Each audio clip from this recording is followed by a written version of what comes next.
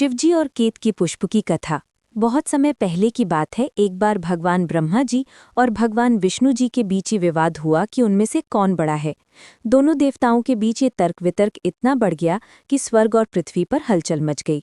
उसी समय आकाश से एक अद्भुत अग्निस्तंभ प्रकट हुआ। वो इतना ऊंचा था कि उसका न आरंभ दिखता था न अंत। दोनों देवता आश्चर्यचकित हो गए।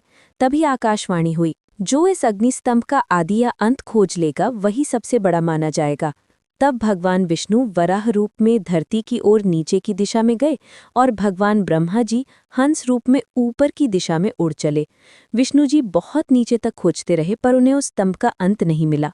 उन्होंने स्वीकार किया कि वे इसका अंत नहीं पा सके और भगवान शिव के आगे नम्र हुए। उधर ब्रह्मा जी ऊपर की ओर बहुत दूर तक गए पर उन्हें भी उस अग्निस्तंभ का सिरा नहीं मिला। तभी उन्हें केतकी का फूल मिला जो उस अग्निस्तंभ के ऊपर से गिर रहा था। ब्रह्मा जी ने केतकी पुष्प से कहा, क्या तुम साक्षी दोगे कि मैं इस पंप का शीर्ष तक पहुंच गया हूँ? केतकी पुष्प ने स्वार्थवश हाँ कह दिया। दोनों लौटकर आए और ब्रह्मा जी ने विष्णु जी के सामने कहा, मैं ऊपर तक पहुंच गया और केतकी पुष्प साक्षी है। ये सुनकर अग्निस्तंभ से स्वयं भगवान शिव प्रकट हुए। वे अत्यंत क्रोधित थे क्योंकि ब्रह्मा जी और केतकी पुष्प दोनों ने असत्य कहा था। भगवान शिव ने कहा, हे ब्रह्मा, तुमने झूठ कहा है, अतः अब से तुम्हारी पृथ्वी पर पूजा नहीं होगी।